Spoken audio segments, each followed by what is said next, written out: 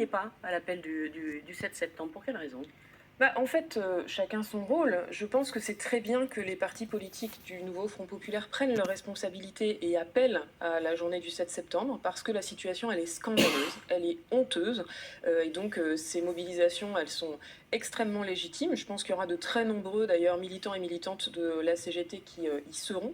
Mais l'objectif de la CGT, c'est pas la question institutionnelle, c'est d'abord les questions sociales. Et donc, nous, notre objectif, Qu'est-ce qui c'est... s'est passé entre le 18 juillet où vous y étiez et aujourd'hui où vous n'y allez plus? Cet engagement très très fort, Oui.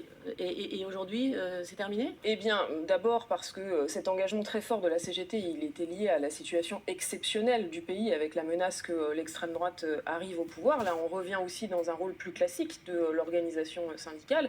Et puis Le 18 enfin... juillet, c'était fait. Comment? Le 18 juillet, Oui. c'était fait, le RN n'était Oui. pas à Matignon. Tout à fait. Le 18 juillet, c'est la fédération CGT des cheminots qui avait appelé au 18 juillet en lien avec leur mobilisation sur le fret ferroviaire en disant nous voulons un gouvernement qui renonce à privatiser le fret ferroviaire. Donc ça partait des revendications, des exigences sociales.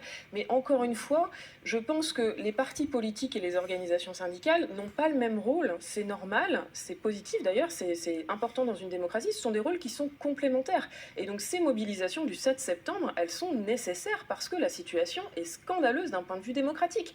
On est dans un contexte inédit sous notre 5e République avec un chef de l'État qui ne cesse d'accroître la crise de régime que lui-même a provoquée.